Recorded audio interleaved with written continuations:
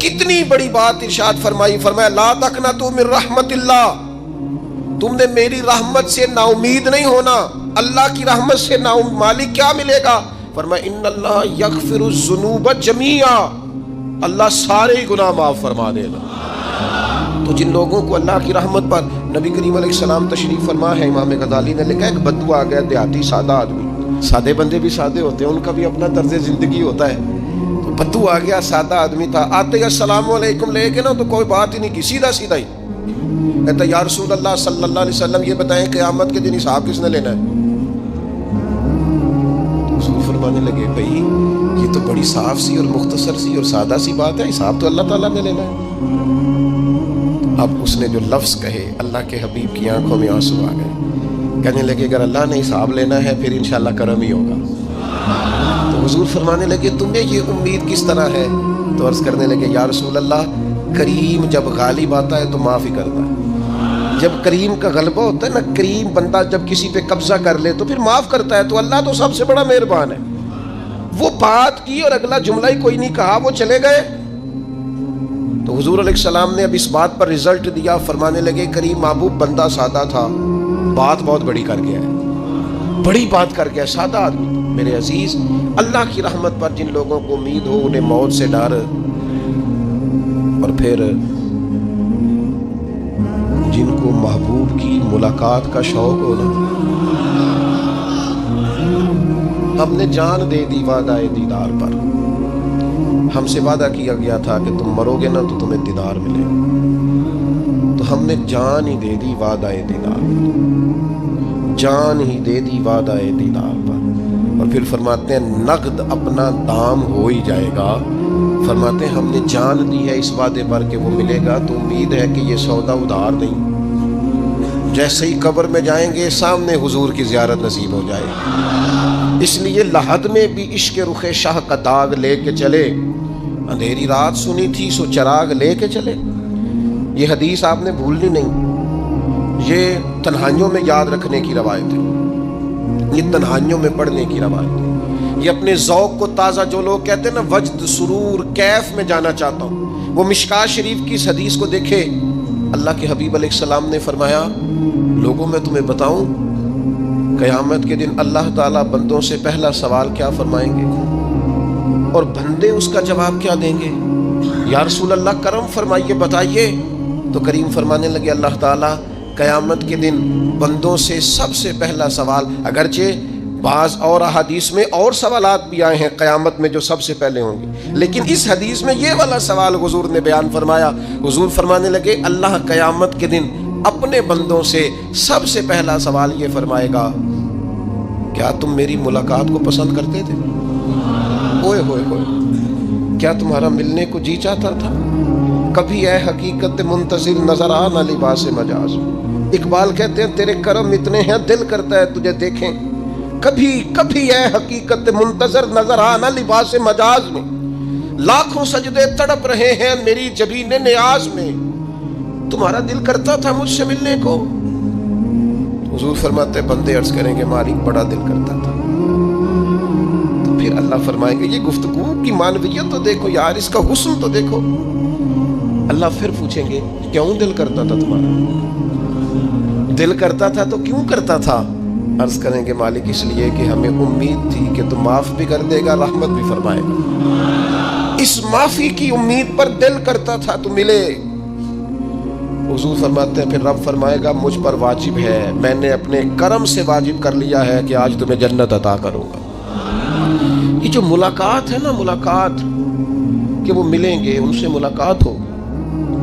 عمر بیت گئی نا نام جپتے، عمر بیت گئی نا تذکرہ کرتے، ہم سے بھی لوگ پوچھتے ہیں کیا کمائی کی، کیا زندگی میں حاصل کیا، تو ہم کہتے ہیں شرق سے غرب تک، ملک کے کونے سے لے کر دوسرے کونے تک مدینے والے کی بات کی، حضور کا ذکر کیا ہے، نبی پاک اور میں اپنی حیاتی تو قربان تھی وہاں ساری محمد محمد پقیدے گزر گئی ساری۔ یہ اعزاز ہے، یہ کرم ہے۔ اب کیا ہوتا ہے گناہگار لوگ ہیں، اتنا بڑا دعویٰ تو نہیں کر سکتے، لیکن دل تو چاہتا ہے نا کہ چلو جس کا نام لیا ہے اس کی کبھی زیارت بھی ہو، کبھی ملاقات بھی ہو، کبھی نظر کرم بھی ہو، کسی نے किसी ने अपने महबूब से कहा था कि ज़रा एक नज़र मुझ पे भी कीजिए, तो करीब बैठे एक शख्स ने कहा, यार तूने बड़ा दावा किया है, जो महबूब होते हैं उनको तकलीफ नहीं दी जाती, तू कहता है पूरा चेहरा ही तेरी तरफ फेरे।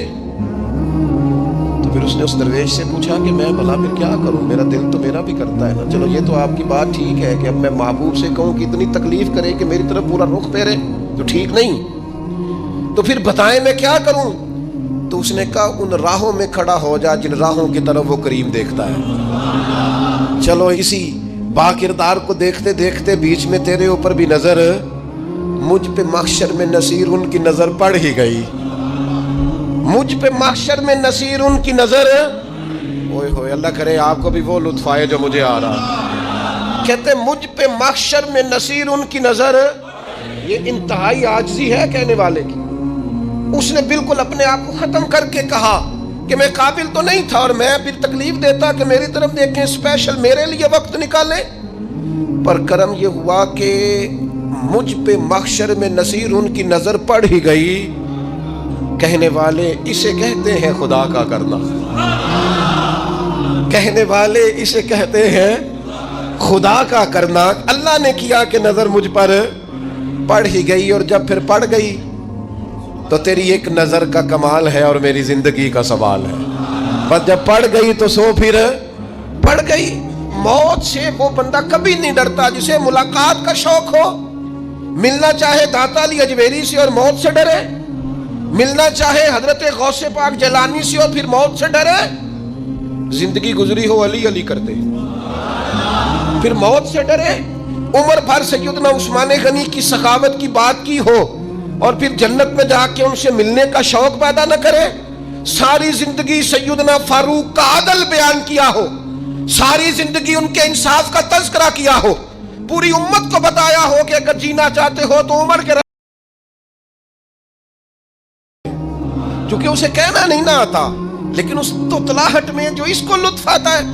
मुझे बड़े लोग आके शेर सुनाते हैं, मैंने बड़े खुशगुलू नात खानों से जिंदगी में सुना है। वो साहब मेरे पास आए और मैंने कहा बाद में मिलेंगे।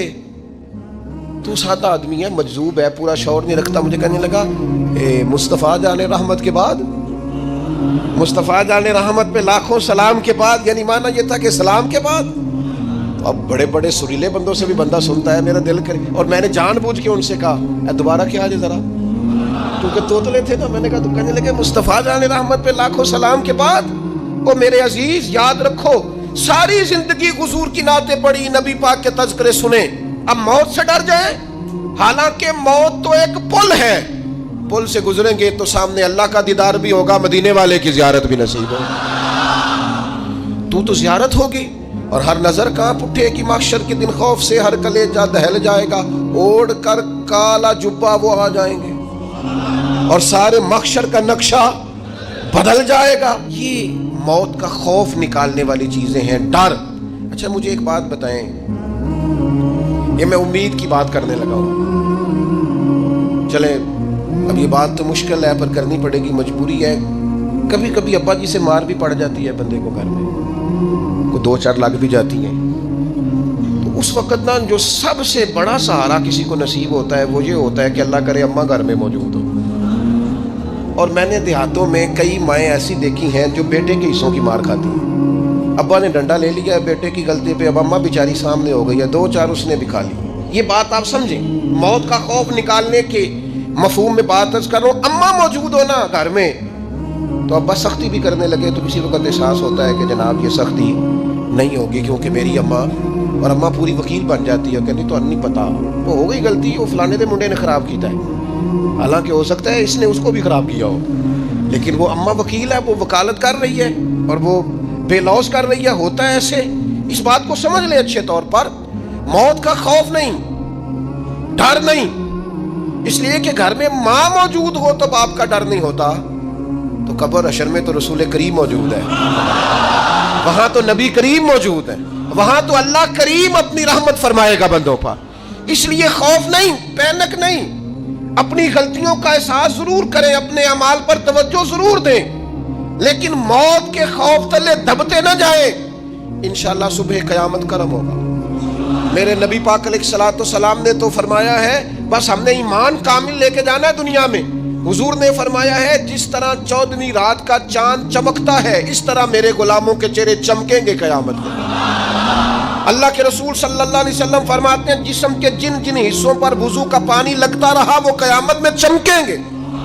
دور سے لوگ ان کا نور دیکھیں گے, پتہ چلے گا وہ محمد عربی کے غلام آ رہے ہیں. یہ کرم ہوگا صبح قیامت, یہ عطائیں ہوں گی. اس لیے مومن موت سے ڈرتا.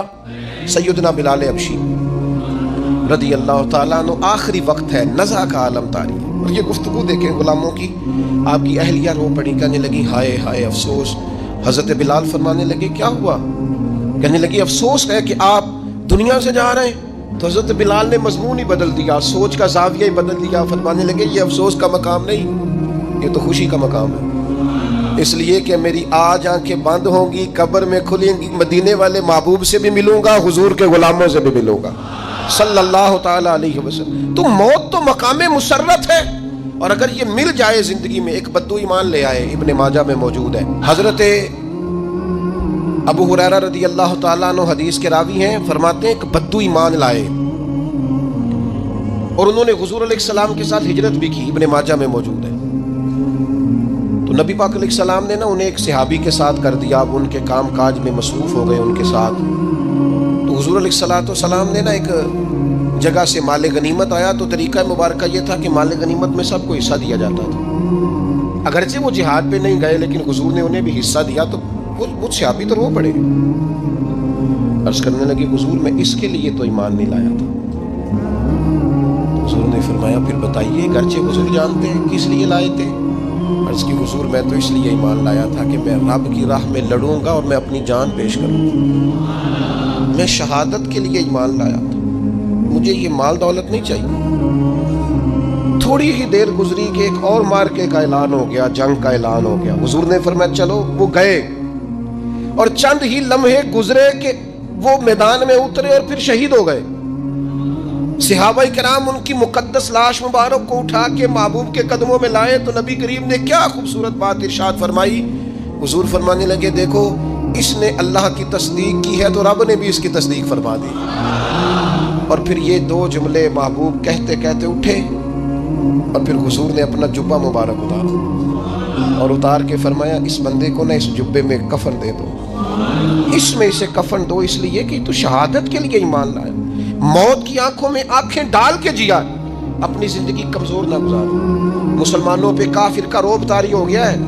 ایک تو ہوتا ہے نا کہ کوئی مدد کرنا, کوئی آگے بڑھنا, فلسطین کا نام تک نہیں لے رہے حکمران زبان سے, ذکر تک نہیں کر رہے, چینل ذکر نہیں کر رہے. اتنا رعب, اتنا کفر کا خوف, صرف اس لیے کہ ہمیں موت کا ڈر ہے, مر جائیں گے. تو بستر پہ نہیں مریں گے, بیماریوں سے نہیں مر جاتے لوگ. خدا کے بندو اپنی زندگی میں اتنا خوف اگر موت کا پیدا کر لو گے. حضرت سعید ابن جبیر رضی اللہ تعالیٰ عنہ بہت بڑے فقیہ تھے. حجاج بن یوسف نے بلایا اور کہنے لگا میں تمہیں موت دینے لگا ہوں, مار دوں گا تمہیں. بڑا ظالم آدمی تھا, بڑے لوگ اس نے قتل کیے تھے. حضرت سعید رضی اللہ تعالیٰ عنہ مسکرا پڑے اور غصے میں آیا, کہنے لگا کیوں ہنستے ہو؟ فرمانے لگے تو بڑا بیوقوف ہے, تجھے کس نے کہا زندگی اور موت تیرے ہاتھ میں, یہ تو تب آئے گی جب میرا رب چاہے. کہنے لگا لے جاؤ ان کو اور جا کے قتل کر دو. تو وہ جب جلاد لے جا رہے تھے تو آپ اور کھل کے مسکرائے, ہنسے. یہ آپ کی طاقت ہے کہ موت کو دیکھ کے مسکراہٹ ہو, لبوں پہ تبسم, رقصاں, مسکرائے. جب آپ مسکرا رہے تھے تو اس کو اور غصہ ہے, واپس بلایا. کہنے لگا مسکراتے کیوں ہو؟ فرمانے لگے تیری جرت پہ مسکرا رہا ہوں, اور اس بات پہ مسکرا رہا ہوں کہ رب کتنا بے نیاز ہے, تیرے جیسے لوگوں کو بھی مہلت دے رکھی ہے. کتنا بے نیاز ہے, تیرے جیسے لوگوں کو مہلت دے. اور غصے, کہنے لگا میرے سامنے قتل کرو. حضرت سعید ابن جبیر رضی اللہ تعالیٰ عنہ نے منہ کعبے کی طرف کر کے پڑھنا شروع کیا, انی وجہت وجہی للذی فطر السماوات والارض حنیفا وما انا من المشرکین. آپ یہ پڑھ رہے تھے تو کہنے لگا اس کا منہ کعبے سے پھیر دو. کعبے سے منہ پھیرا تو آپ فرمانے لگے تو بڑا ہی بیوقوف ہے, میرا رب کو صرف کعبے کی طرف مقید ہے, وللہ المشرق والمغرب فَإِنَّمَا تُوَلُّوا فَثَمَّ وَجْهُ اللَّهِ. چہرہ پھیر دیا جب اس نے تو آپ فرمانے لگے مشرق بھی اللہ کا, مغرب بھی اللہ کا. اور اللہ فرماتا ہے تم جدھر بھی منہ کرو ادھر ہی اللہ کی رحمت ہے. یہ پڑھا تو اب اس نے لٹایا